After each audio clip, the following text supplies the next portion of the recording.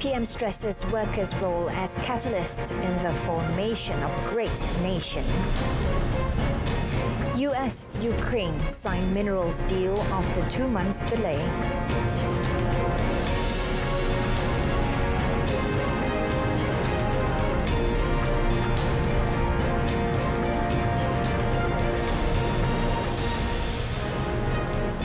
Salam Malaysia Madani, I'm Renee Fong and you are watching World Today. Prime Minister Datuk Seri Anwar Ibrahim has stressed that workers are the main catalysts in creating a great and competitive nation. He said that every individual who works, whether in factories, government departments, clinics, schools, police stations or any sector, plays an important role in driving change and achieving national success. Negara ini masih lagi hadapi banyak masalah. Harian, hampir hari, setiap hari kita bergelut dengan keputusan Presiden Amerika Syarikat mengenai tarif yang dinaikkan. Kita tercabar. Kerjalah dengan baik. Kerjalah dengan betul. Kerjalah ikhlas.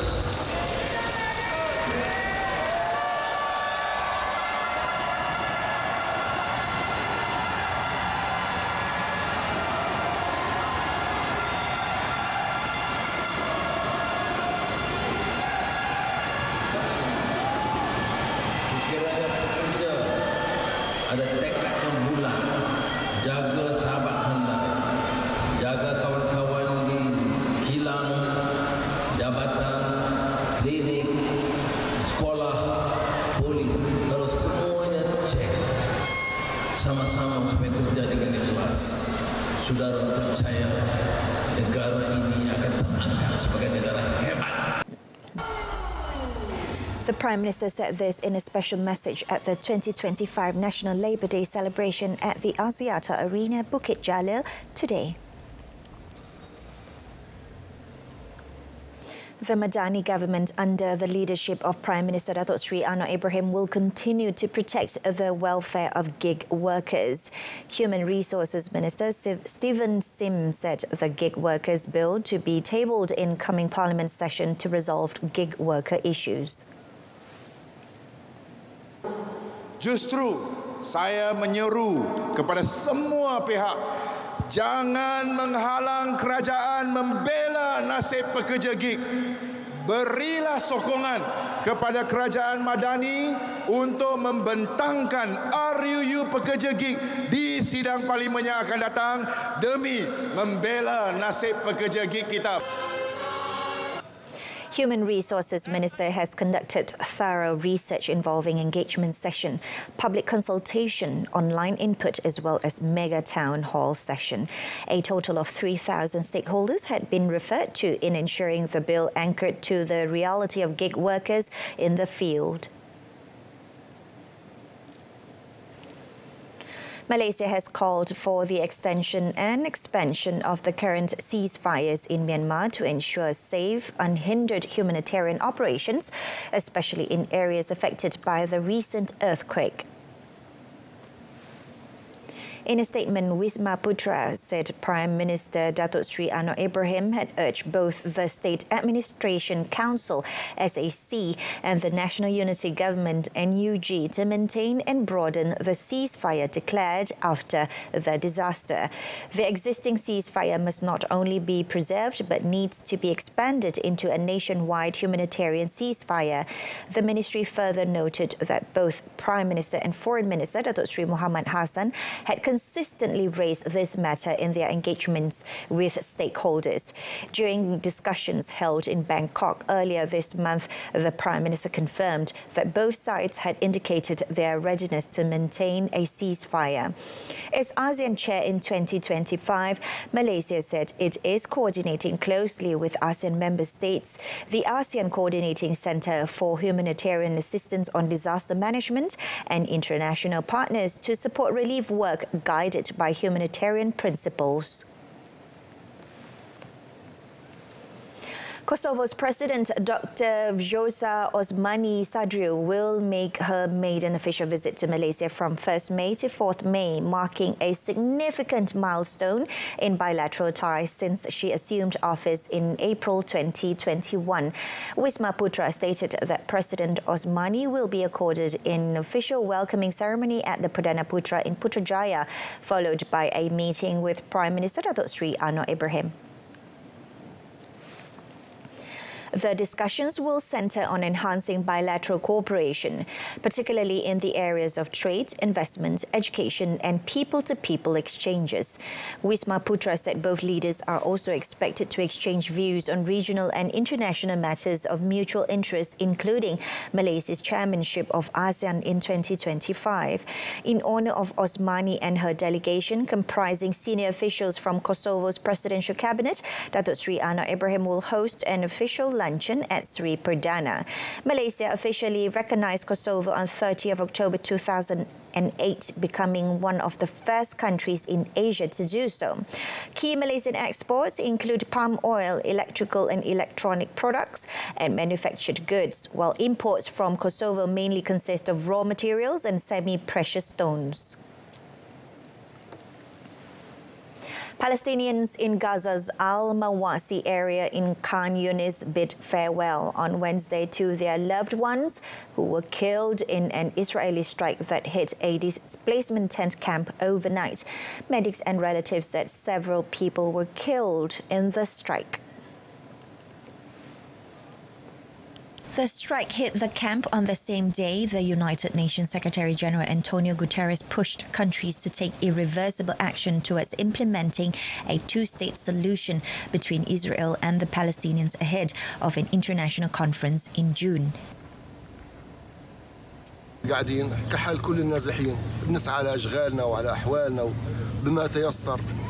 صار استهداف صاروخ زنانة، ضربوا بسطة أطفال، صاوب الراجل البياع وبنته، أولادنا أطفال في المكان وفي راجل مسن من جيراننا، كلهم استشهدوا. الله يرحمهم، الله يرحمهم، ربنا يتقبلهم إن شاء الله.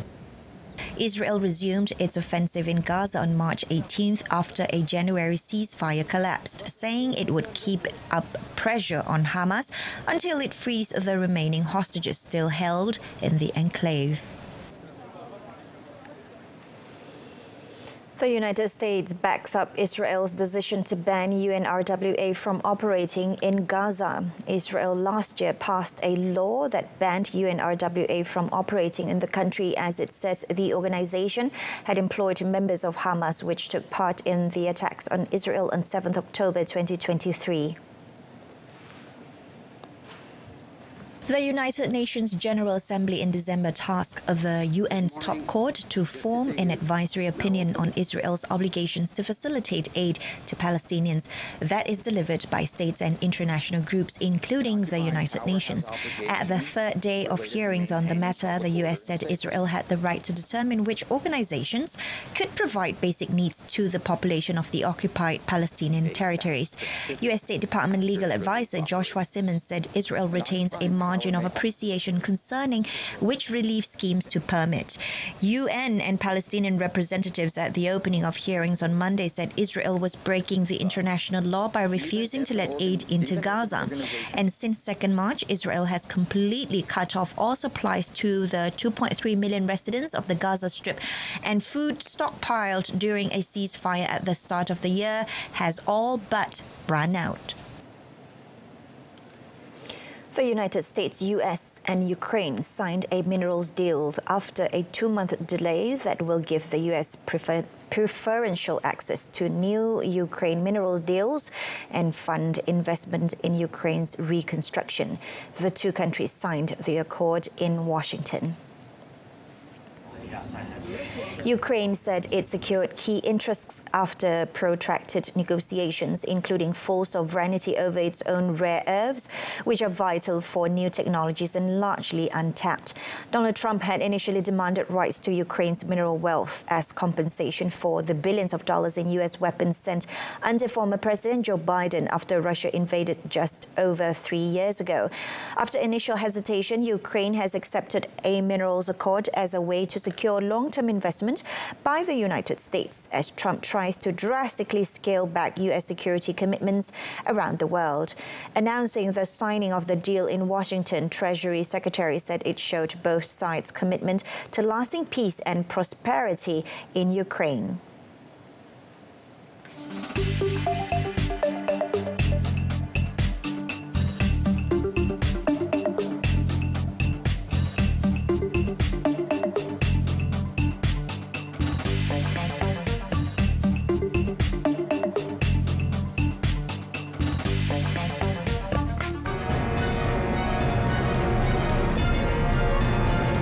Next, U.S. economy experienced unexpected downturn. Stay tuned.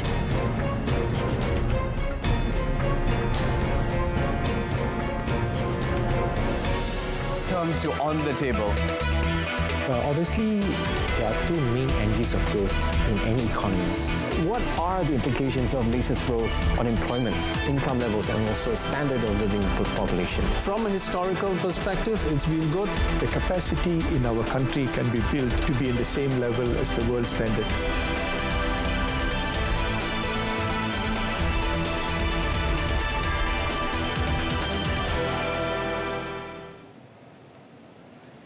Welcome back. The United States economy unexpectedly decreased in the first 3 months of the year on an import surge triggered by Donald Trump's tariff plans. Although the president pinned the blame squarely on his predecessor, the sharp increase in imports was a reflection of businesses and consumers stockpiling foreign goods to get ahead of Trump's sweeping trade levies, which went into effect earlier this month. All three major Wall Street indices fell on the economic news, with the Nasdaq sliding more than 2% before paring some losses in morning trading, while oil prices extended their losses. At a cabinet meeting in Washington, Trump insisted the growth downturn was the legacy of former President Joe Biden's policies.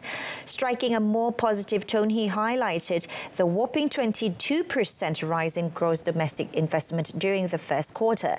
Annual economic growth stayed above 2% in every year of Biden's presidency, reaching 2.8% in 2024. And according to the U.S. Commerce Department, the gross domestic product (GDP) of the world's largest economy decreased at an annual rate of 0.3% in the first quarter, after growing 2.4% in the final months of 2024. This was sharply below the market consensus estimate of 0.4% growth, according to Briefing.com, and marked the first quarterly contraction since 2022. The introduction of tariffs sparked a sell-off in financial markets, sending a volatility surging to levels not seen since the COVID-19 pandemic. Technology giant Meta reported quarterly profits that were well above expectations, brushing aside market worries that its heavy investments in cloud computing in artificial intelligence (AI) would hamper growth. The company reported a $16.6 billion profit in the first 3 months of the year on revenue of $42.3 billion America, with business spending on ads remaining strong. Shares in the social media giant, which owns Facebook, Instagram and WhatsApp, rose more than 4% in aftermarket trades. Meta Chief Executive Mark Zuckerberg said it is a strong start to an important year. The community continues to grow and the business is performing very well. He added Meta is making good progress on AI glasses and Meta AI, which now has almost 1 billion monthly actives. Meta this week unveiled its first standalone AI assistant app, challenging ChatGPT by giving users a direct path to its generative AI models. Meta is putting AI to work throughout its platforms, from creating and targeting ads to recommending content for users. On a different note, Microsoft posted robust quarterly results with revenue rising 13% to $70.1 billion, powered by a strong performance in its cloud computing and artificial intelligence businesses. The results, which solidly beat analyst expectations, drove Microsoft's share price more than 8% higher in after-hours trading. Microsoft has remained more discreet in its support for Trump than its rivals, many of which contributed money to the president's inauguration fund and announced major investments in the United States. The company, which celebrates its 50th anniversary this year, saw net profits climbed 18% to $25.8 billion compared to the same period last year.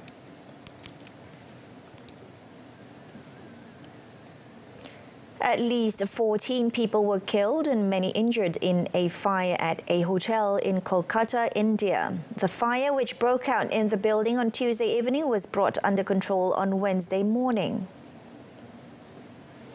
West Bengal State's Chief Minister Mamata Banerjee said police rescued 99 people from the blaze-affected area. The Chief Minister said she monitored the rescue and firefight operations throughout the night and mobilized maximum fire brigade services in the area. At least 14 died eventually in total because there were combustible materials stored inside. She said investigation has been ordered. It was not immediately known what caused the fire, which started on the first floor of the 6-story Rituraj Hotel in the busy commercial area. More victims were suffocated to death and at least one person died after he jumped from the hotel to escape, while 13 injured people were taken to hospital.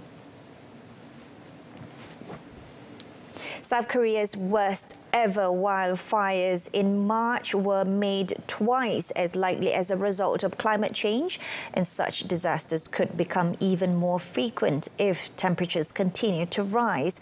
Fires in the country's southeast blazed for nearly a week, killing 32 people and destroying around 5,000 buildings before they were brought under control in late March. The fires burned through 104,000 hectares of land, making them nearly 4 times more extensive than South Korea's previous worst fire season 25 years ago. The World Weather Attribution Team said the hot, dry and wind conditions were made twice as likely and 15% more intense as a result of climate change. The city of Daegu, located in the southeastern region of South Korea, has mandated the evacuation of over 1,200 residents following the intensification of a wildfire caused by strong winds. This situation, which also led to the closure of a nearby highway due to safety concerns regarding the fire. The Korea Forest Service stated the wildfire had affected an estimated 50 hectares in less than 2 hours due to dry conditions and constant winds. Russia and North Korea on Wednesday began construction of a road bridge between the two countries that will span the Terima River, part of an effort to strengthen their strategic partnership. The bridge is being built near the existing Friendship Bridge, a rail bridge which was commissioned in 1959 after the Korean War. At a ceremony dedicated to the start of the new bridge's construction, Russian Prime Minister Mikhail Mishustin said it was a significant event in Russian-North Korean relations. The new road bridge, which has been under discussion for years, will be 850 meters and link up with the Russian highway system. Its construction was agreed during a visit by President Vladimir Putin to North Korea in 2024. Russia's Kommersant newspaper said the bridge will be ready by the summer of 2026. Mishustin says the bridge will allow entrepreneurs to significantly increase transportation volumes and reduce transportation costs, ensure reliable and stable supplies of various products, which will contribute to the expansion of trade and economic cooperation.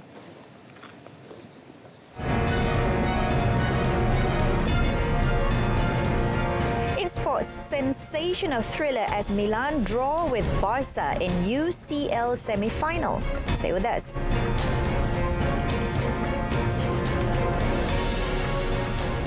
Starting off our sports segment this afternoon, hosts and defending Sudirman Cup champions China topped their group with a 4-1 win over Thailand, while South Korea did likewise after they defeated Taiwan by the same score at the biennial mixed team competition on Wednesday. Hong Kong and Canada were already out of contention for the quarterfinals, but both sides ended their campaigns on a high note with victories.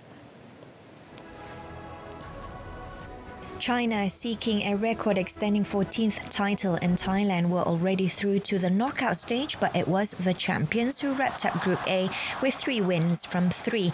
Wei Yasin and Feng Yanzhi put China ahead with a 23-21 and 21-11 win in their mixed doubles match, and they looked in control after Li Shifeng won the men's singles rubber 21-18 and 17-21 and 21-13.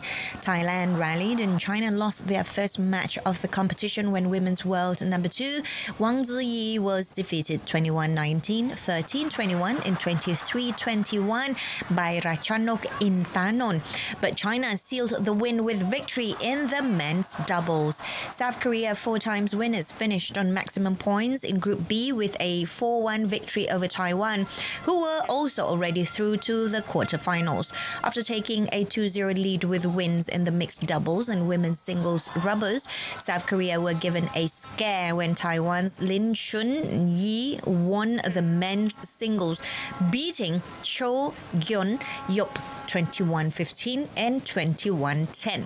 Taiwan then took the first game in the women's doubles before Baek Ha Na and Lee So-hee bounced back to defeat Xie Pei and Shan and Hong En-ju 17-21, 21-12, 21-12 to put South Korea 3-0 up.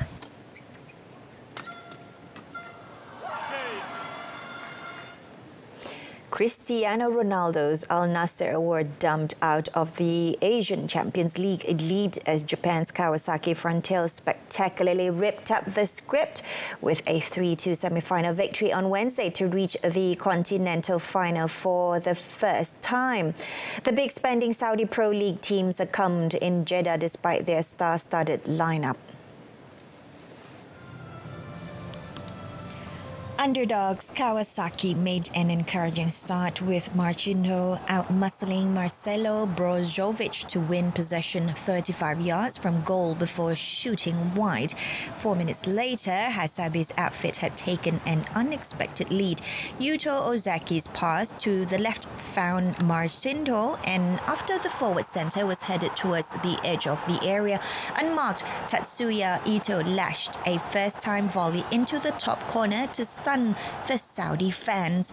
Al Nassr struggled to find their rhythm in the opening stages. That changed when Mane levelled the scores, benefiting from a slight deflection off the shoulder of Yuichi Maruyama that took his right foot shot past Kawasaki goalkeeper Luis Yamaguchi. Ronaldo then rattled the frame of the goal with a header moments after sending on overhead effort wide of the target. But with 4 minutes left in the half, Kawasaki reclaimed the lead through the doggedness of Ito, who's determined, running unsettled the Al Nassr defence. While Bento saved the winger's close-range shot, Ozaki calmly converted the rebound.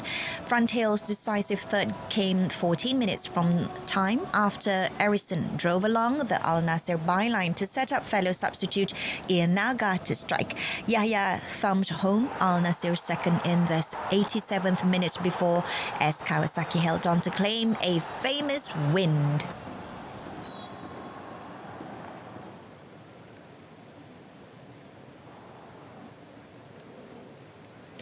Barcelona and Inter Milan shared a compelling 3-3 draw in a high-octane Champions League semi-final first leg clash on Wednesday. And despite losing 3 domestic games in a row and seeing their treble hopes crumble, Inter showed resilience and quality in Catalonia. The Italian side raced into a 2-goal lead with superb strikes from Marcus Thuram and Denzel Dumfries before the unstoppable Lamine Yamal pulled Barca back into it with a sublime solo effort. Ferran Torres levelled for the 5-time champions, and although Inter nosed ahead through Dumfries again, a Jan Sommer own goal left the tie on a knife edge at the halfway stage. Against the run of play, Inter scored their second as Francesco Acerbi nodded on a corner and Dumfries reached the dropping ball first to score. Barcelona equalised within 2 minutes with Yamal stepping over a corner on the edge of the box, allowing it to run to Rafinha. The second leg takes place next Tuesday with the winner to face Paris Saint-Germain or Arsenal on 31st May in the Munich final. In tennis, Iga Swiatek kept her Madrid Open title defence alive as she avenged her Australian Open defeat to Madison Keys with a 0-6, 6-3 and 6-2 win against the American in the quarterfinals on Wednesday. The second seed will next square off with Coco Gauff, who beat 18-year-old Mira Andreeva for the third time. Searching for her first title of the season, the second-seeded Swiatek recovered from a poor opening set to improve her clean record on clay against Keys to 4-0 and reach a third consecutive Madrid semi-final. Keys knocked out the pole on her way to a maiden Grand Slam title in Melbourne 3 months ago and seemed to have cracked the Swiatek code when she handed her a bagel in the first set on Wednesday. Swiatek is famous for dishing out 6-0 sets, and it was unusual for the 5-time Grand Slam champion to be on the receiving end of one. But Swiatek, who was contesting a 17th consecutive quarter-final on clay, cut down on her errors and struck back to book a last 4 clash with Gauff.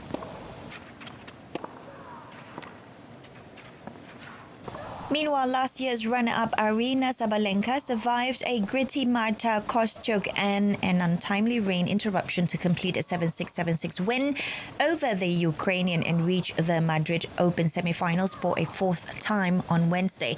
The top-seeded Sabalenka needed 84 minutes to take the opening set before securing the win in cold, breezy conditions. Kostyuk saved a match point and broke to take the second set into a tiebreak. At 5-4 in the break, it started to rain and play was halted briefly to close the roof of the Manolo Santana Stadium. Upon resumption of play, Sabalenka saved 3 set points and eked out the win, her third over her rival in as many meetings. Sabalenka next takes on another Ukrainian in the form of Elina Svitolina, who extended her winning streak to 11 consecutive matches with a swift 6-2, 6-1 rout of Japan's Moyuka Uchijima in just 52 minutes.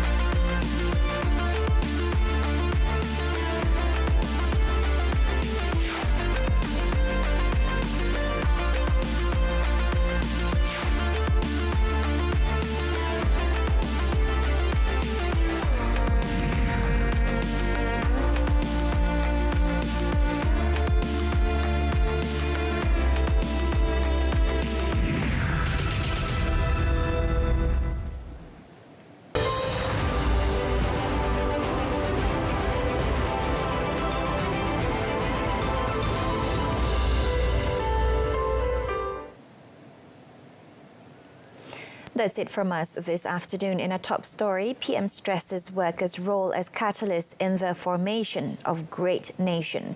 Do join us again tonight at 8:30 p.m. on saluran Berita RTM and TV1, or you can stream us on the RTM Clicks website and mobile app. Till then, from the river to the sea, Palestine will be free. I'm Renee Fong. Have a wonderful day ahead.